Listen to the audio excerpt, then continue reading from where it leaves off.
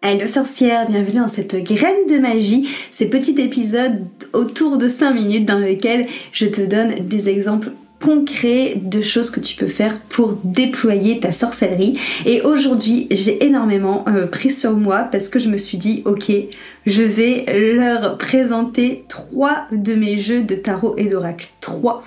Ça a été très dur pour moi de choisir les 3 que j'allais te présenter, du coup je me suis dit que j'allais faire par catégorie et ceux que je vais te présenter aujourd'hui, c'est ceux que moi j'utilise personnellement, notamment pour tout ce qui va être guidance et travail sur moi-même.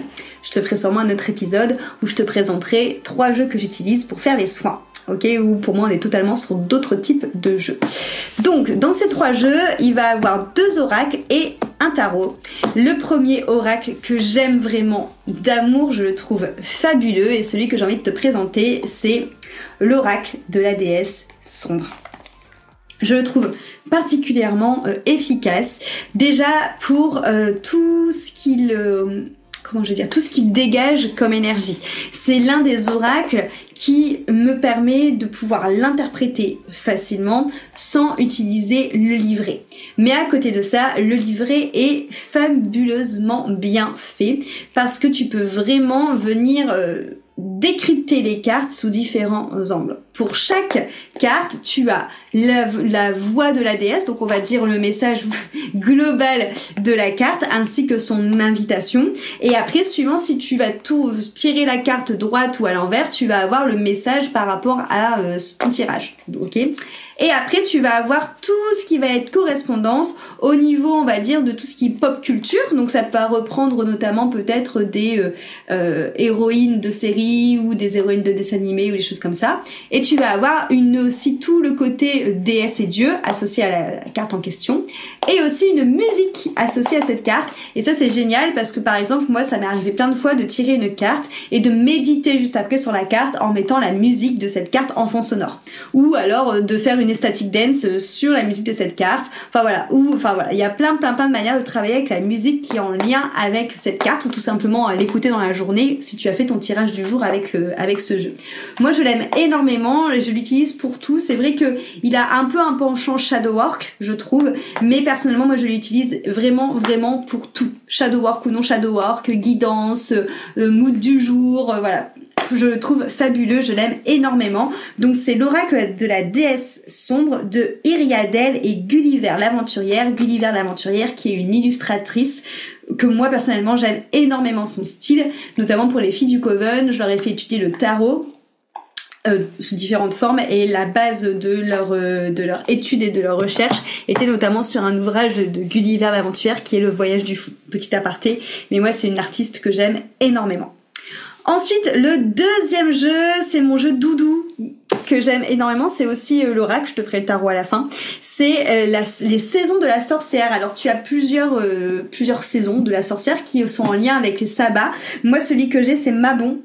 Parce que l'automne, c'est mon sabbat préféré. Donc même si c'est Samhain mon sabbat préféré, mais en termes d'illustration, je préférais les dessins justement de Mabon que de Samhain, parce que il me semble que les illustratrices changent à chaque fois suivant les saisons. Et j'aime énormément ce jeu parce que déjà, il est pareil, hyper simple à comprendre. Il a une petite phrase sur chaque carte, donc si t'as pas envie de te lancer dans le livret, tu peux rester sur ce que te dit la carte et interpréter par rapport aux mots que la carte te dit.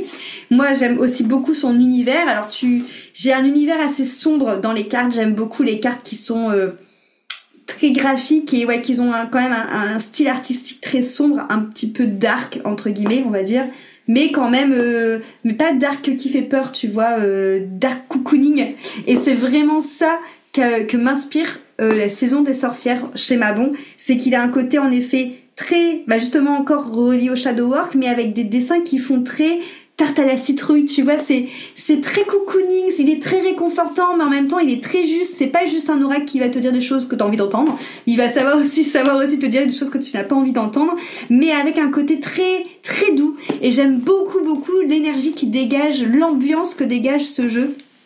Vraiment, je le trouve fabuleux. Donc c'est Les Saisons de la Sorcière, Oracle de Mabon, de Lauriane Anderson et Juliette Diaz. Et celui-ci est illustré par Tijana Lukovic. Voilà, donc moi j'aime beaucoup. Donc encore une fois, ils font tous les sabbats. Moi c'est celui-là qui m'a parlé le plus. Mais voilà, après chacun fait comme il veut. Hein. et cet oracle, j'utilise vraiment aussi pour tout.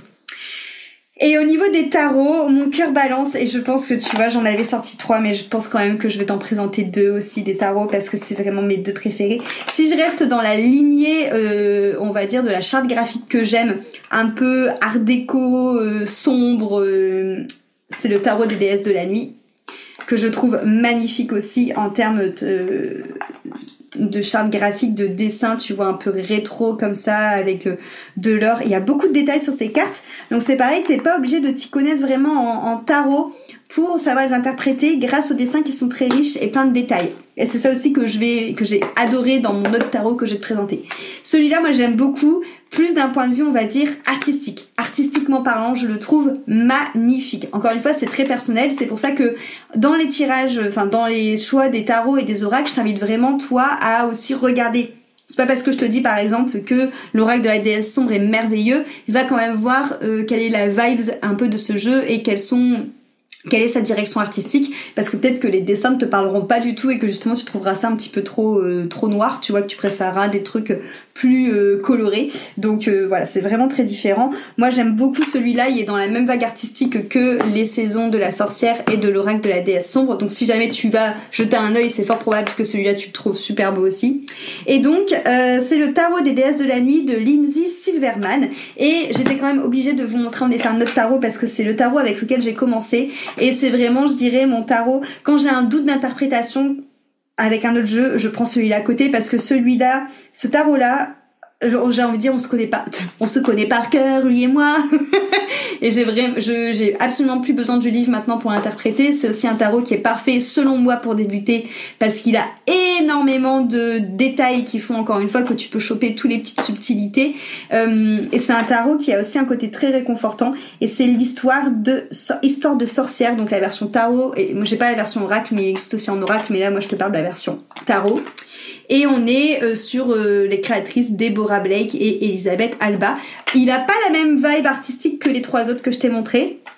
C'est pour ça qu'aujourd'hui, je l'utilise toujours parce que c'est un peu voilà mon vieux copain, mais il est un peu décalé par rapport aux autres cartes que j'utilise en termes de touche artistique, on va dire. Mais bon, après je le trouve génial, je le trouve très parlant et je le trouve parfait si tu cherches à débuter pour les tarots. Voilà les petits jeux que je voulais te partager aujourd'hui. Je te ferai une autre session si ça t'a plu sur les jeux que j'utilise lorsque je fais des soins énergétiques. J'espère que cette graine de magie t'aura plu et te permettra de faire des nouvelles trouvailles dans des jeux de tarot et d'oracle.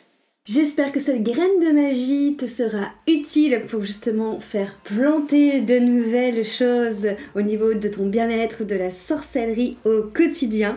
Merci pour ton écoute et si tu penses que cet épisode peut servir à quelqu'un, je t'invite à le partager ou à venir y mettre un joli commentaire ou une jolie note.